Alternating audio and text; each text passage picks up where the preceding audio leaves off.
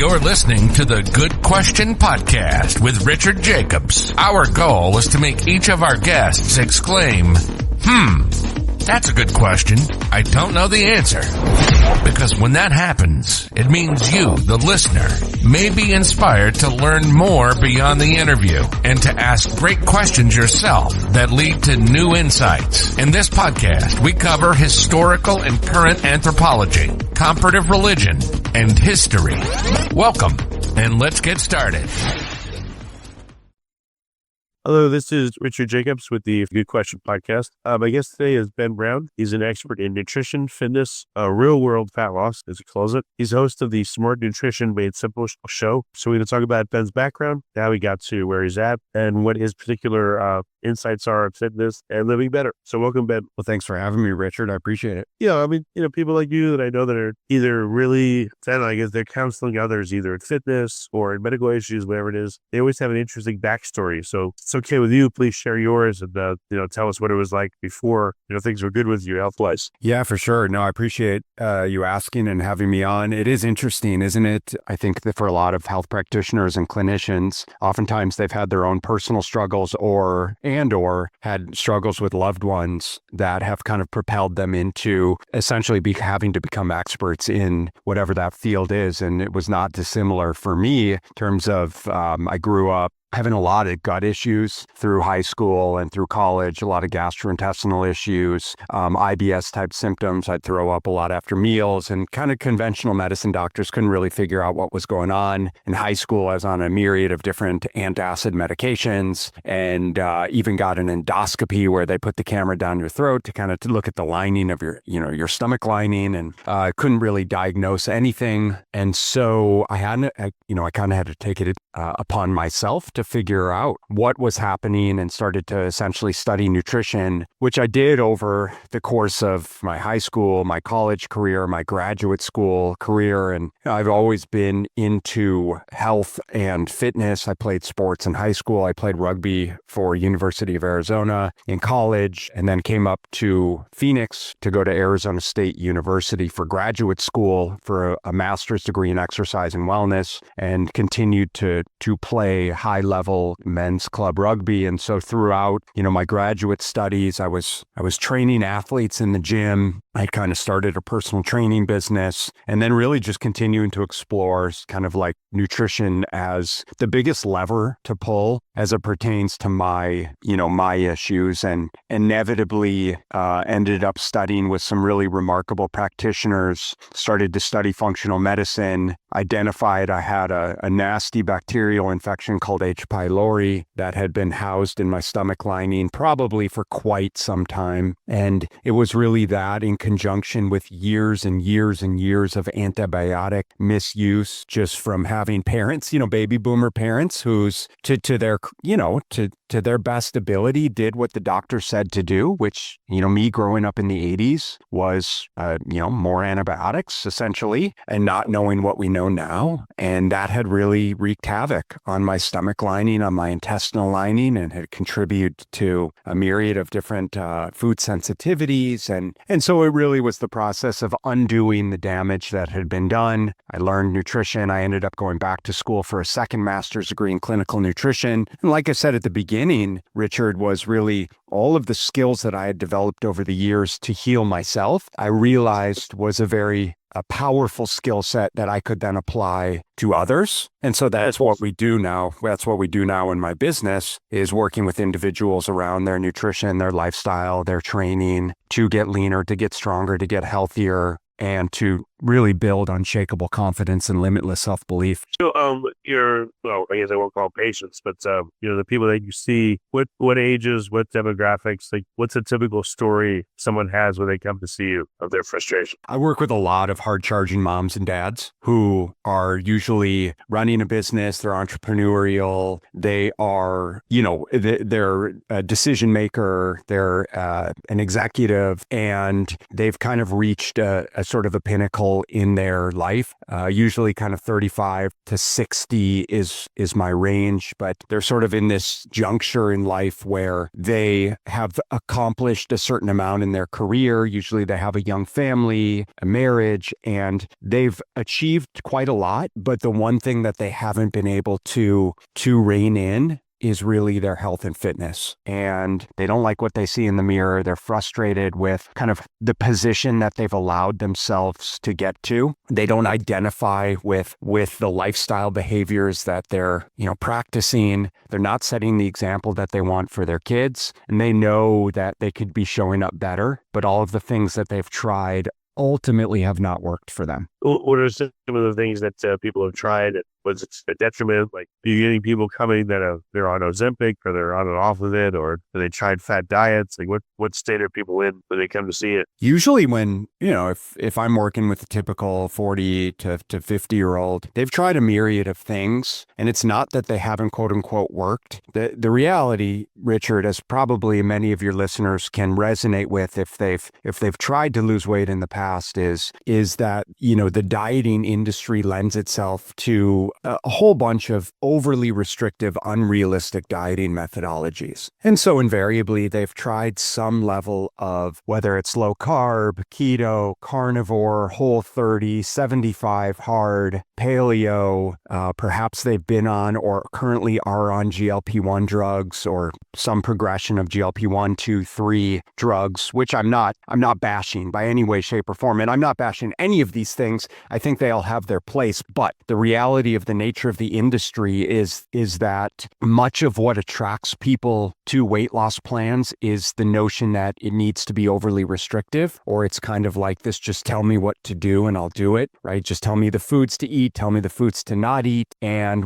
psychologically, we believe that that's what is going to drive the change that we're looking for. But from a actual behavioral psychology, that's actually the last thing that we need. And so what we do differently and how we help coach clients is by creating that mindset shift away from the overly restrictive mindset. It's in behavioral psychology, it's called dichotomous thinking. And it's very much the black or white, the all or nothing, the good foods, the bad foods way of thinking, which we know very clearly from a research standpoint is actually what keeps people stuck. Because, if anyone listening, if you're a busy parent, you have a career, like you understand the struggles of day-to-day life to the degree that trying to follow a one-size-fits-all meal plan or overly restrictive diet is just not going to work for very long. And so instead, what we help people do is help them, one, create more awareness around their nutrition behaviors so that they can be an adult, so that they can take responsibility, so that they can take ownership over their decisions, and so that they can have autonomy, Richard, around the foods that they want to eat, when they want to eat it, and the amounts that they want to eat it, but also understanding the repercussions of those decisions to the degree that nothing ever ends up being off limits. And when you have that level of flexibility and freedom, it completely changes the relationship to foods and kind of squashes the whole notion around good and bad foods, if that makes sense. Right. Bad food that you never eat, well, that's really difficult to do. And the good foods are not good foods if you have maybe too much of them, but too off. So it makes sense that not just a black and white thing. Yeah. I mean, it's the same as spending and saving money. I mean, we're all adults here, and we have to take ownership over, if we have certain goals at play, and we know we need to save a certain amount, then we have to reel in our spending, and that's going to mean trade-offs. There's decisions that we have to make on a daily basis around how we spend and save, and it's not dissimilar from a nutrition standpoint. It's just giving people the tools and the freedom, right? And the autonomy, like I said, and feeling empowered to know how to make those decisions. And that's where we created what we call your own personal operating system. And it's really the systematic framework of decision-making processes to help you walk through, how do I make the best decision given the circumstances that I'm in, so that I never have to feel like there's things that are off limits, right? So that, okay, I'm traveling for work, well, do I drink? Do I not drink? What do I order when I'm going out to dinner? Or I've got the kid's birthday weekend and we've got treats all around, or I'm, on a guy's weekend, and how am I kind of navigating these things so that I never break the proverbial bank and never have to start again Monday, or never have to wait until the new year, and also never have to wait until things feel right, because there's never going to be a right time, right? We're human. We have busy lifestyles to the degree that there's always going to be something that feels like a disruption from the perfect plan. So if we can acknowledge and absolve ourselves from the idea that there is a perfect plan to begin with, well, then we've got full freedom to say, okay, I just need to figure out how to make the best decisions given the circumstances and where the trade-offs lie. If you, how often can you fall off the wagon, but still say you're on the program? You're like, I understand you're having a tough week after you use the chocolate cake or whatever. Then how long until you really shouldn't do that again in order to, again, keep the continuity and the efficacy of the program? Once a week, okay? Is it all cheat day okay? Or well, that's the whole deal, man, there is no cheat day. There is no falling off the wagon. If we're taking ownership over our behaviors, then we're acknowledging what we did. But more importantly, we're acknowledging why we did it. What were the circumstances that lent itself to me indulging on the chocolate cake? Did I even want to? Or was I in a situation where I was stressed out, I was emotional, I just said F it, I was angry? Like, what were the circumstances? And this is essentially us creating a situation where we want to reflect on these behaviors, because this is going to happen. Again, we are human. We have this reptilian brain that has evolved to crave sugar and salt and fat. And we are living in a world that has foods that have been,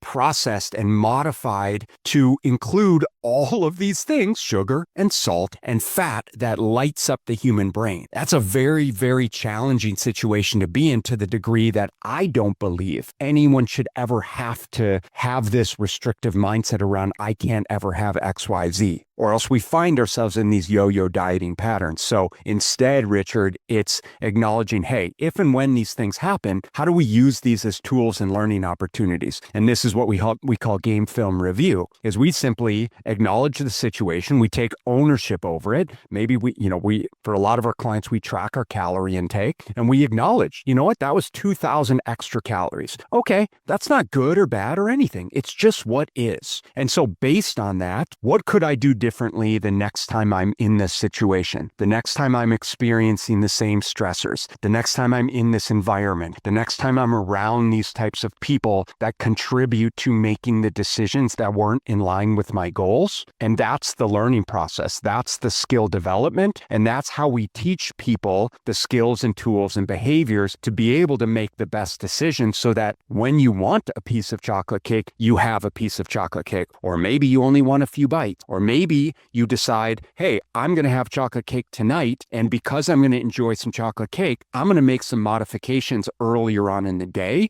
or maybe earlier on in the week, in order to bank some of those calories, because that's what weight loss is all about. It's about creating a manageable calorie intake and a calorie deficit. And hey, that's the same way we would approach spending too, right? If I wanted to buy a watch, I might have to modify my spending behaviors for the next few weeks, months, whatever. What happens to the clients like, man, I screwed up, man, I ate this week. I want to get back on track, but I feel like maybe I've ruined it or something. What do I do? Yeah, so it's like I just said. I mean, that's the thing, is when you have unconditional permission, this is about learning to live in the gray, because we work with a lot of hard charging individuals who, again, are successful in business, they have a busy family life, and maybe they're ex-athletes, and they kind of are very analytical. And so perhaps what got them in the position that they're in the career has been kind of being very driven and sort of being in a position to make these decisions. We need to teach them that it's okay to live in the gray and there is no black and white. And so when you have unconditional permission, then we simply just acknowledge, you know what? No, this is a great learning opportunity. You made decisions that we can acknowledge were not in line with your goals. And so that's fine. Like, so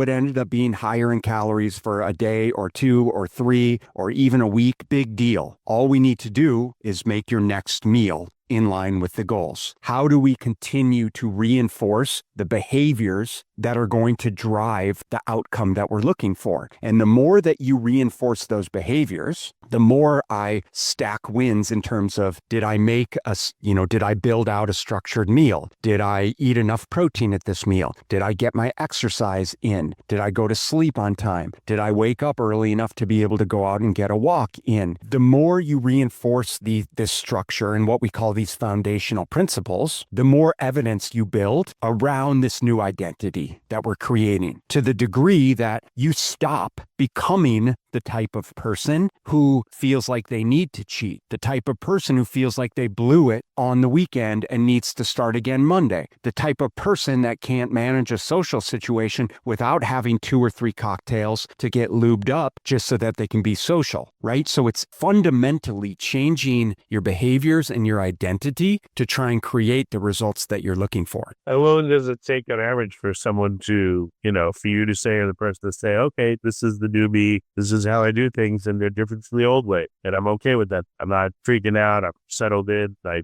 feel like, I could live like this now. Yeah, it's a great question. It totally depends on the person. Some people 6 months, some people a year, some people 2 years. I mean, we have clients who've been with us 5 or 6 years. Our average clients are with us for 2.5 years, simply because there's always room to progress. There's room to get stronger. There's room to get leaner. There's room to improve the behaviors. One of the biggest components is simply just having some accountability around this process. Having someone almost like a co-pilot or a Sherpa, if you will, that's kind of walking side by side, sometimes carrying the packs, sometimes just showing you what the right direction to go in, teaching you how to overcome the roadblocks and the obstacles and the crevices, if you will, that fundamentally and invariably are going to get in your way, who has, treaded that path before.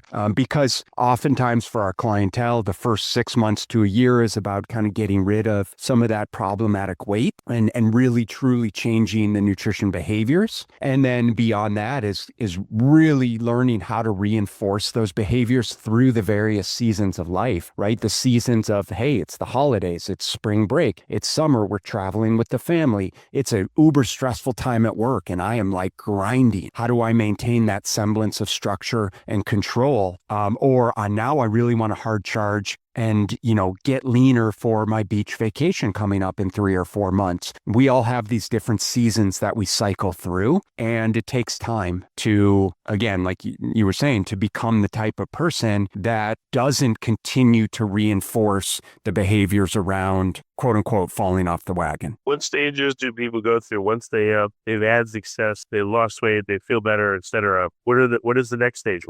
Is it just maintaining from there, or is there higher levels to go to? I mean, we're always moving the goalposts. There's so much that we can do. And this is what's cool about, listen, I'm sure you've probably interviewed plenty of people in the quote unquote biohacking space. And I'm not a huge fan of that term biohacking, but there's always opportunities to improve. So once we have the fundamental principles around, your dedicated nutrition, your meal frequency, your training, if you're focusing on getting stronger in the gym, if you're moving your body frequently enough, if we've dialed in your sleep, then it's really like, we look at full health optimization. We look at blood work. We look at, we align with a team of medical professionals who can help in terms of making sure that blood work looks, quote unquote, optimal, right? Because this is beyond just the normal labs that your typical GP will run. Normal for most of us in America is Homer Simpson. And that's not the normalcy that I imagine most of your listeners want to align with. We want to be outliers. And so in order to do that, we have to look at, okay, what more needs to be done from a health optimization standpoint, from a supplement standpoint, from a blood work? Is there from a medication, maybe from a peptide standpoint? And then ultimately, from like a more of a quote unquote, again, for lack of a better term, biohacking standpoint of where can we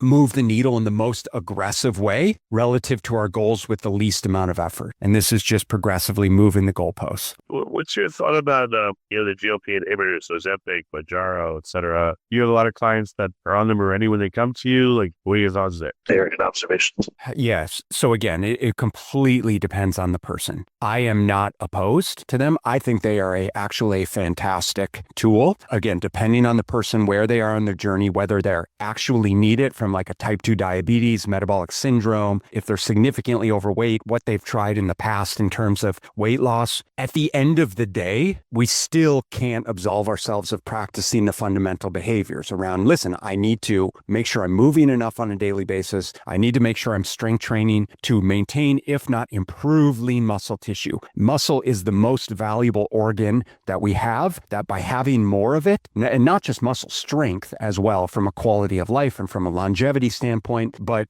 ultimately having more muscle mass to a degree is only going to serve us well from a metabolic standpoint, from a body composition, from a health energy standpoint. So regardless of whether or not you are considering or on GLPs, that is a non-negotiable in my world. Second to that, which goes hand in hand with lean muscle tissue, is making sure you're eating enough protein relative to your desired body weight and eating enough overall nutrition from whole, real food. And there's a number of practices and principles around how do I eat enough whole food, my planning, my preparation techniques, my structure. If I eat out a lot, how am I navigating that to control for calories? So I think you can see that a lot of what we do is giving people and helping give people the tools to navigate their day to day around controlling for calories and optimizing body composition. And then if we layer on top of that, okay, great, maybe there is a place for GLP-1. Now it totally depends on the person around. Are we looking at a semaglutide, which is like Ozempic?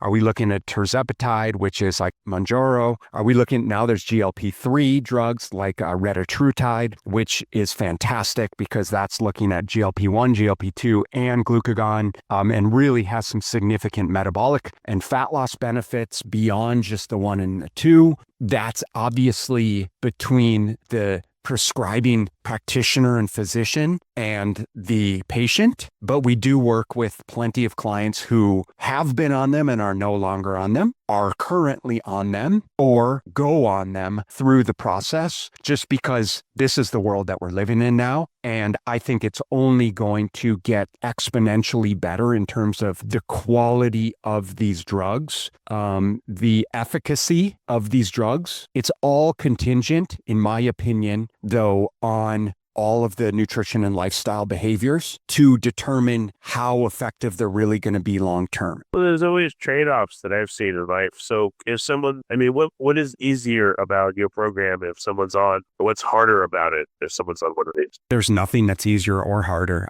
Listen, at the end of the day, it's pretty hard to argue that fat loss and weight loss specifically is a lot easier if you're on a GLP medication, simply because, and depends on which one, but simply because of the appetite control, because of the blunting of the food noise. And then, like I was saying, even with the retatrutide, the GLP-3, it seems that there really is a sort of an enhanced fat loss effect. So I would be remiss if I didn't suggest that weight loss and fat loss do become easier because of these drugs, because it helps you control for calories that much more. And so, beyond that, though, the hard part becomes taking responsibility for your day-to-day actions. And what I would say the biggest problem with the drugs that I've experienced with clientele and just, networking with other coaches who work with clients that are on these drugs and other physicians who work with patients that are on these drugs is that if you're someone who doesn't have these behaviors in place, yet you're seeing the trajectory on the scale move in a positive direction, you're potentially less likely to go out of your way to change your behaviors because you're getting the outcome that you want, not realizing that over the long term, it's not going to work out favorably for you. So we see, right.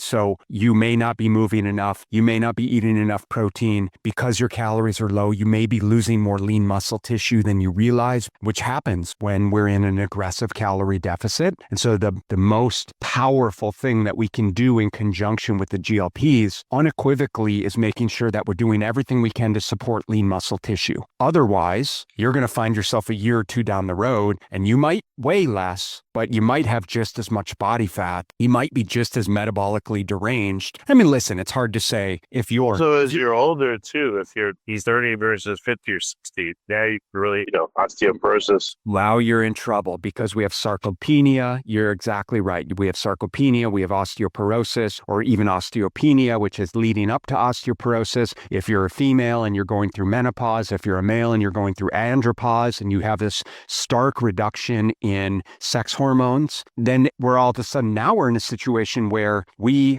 have a much harder time actually building muscle mass than when we're younger. And so I am very adamant about the best thing that you can do when you're younger is build these behaviors, build as much lean muscle tissue as you possibly can within reason, right? So that we're setting the stage for later life, right? We're setting the stage for the aging process, the quality of life that we want to live, because I guarantee there's probably a lot of people that are listening to this episode who can think about the quality of their parents' life and imagine, gosh, yeah, they might be living longer, but I can assure you that the quality of their life is not, as good as it could be had they been physically active and been more proactive about their nutrition, lifestyle, and training when they were younger. Just a couple more questions. We're almost done. So what would you say makes your program uniquely successful versus others? It's exactly what I talked about. I mean, it's shifting the mindset away from conventional dieting methodology.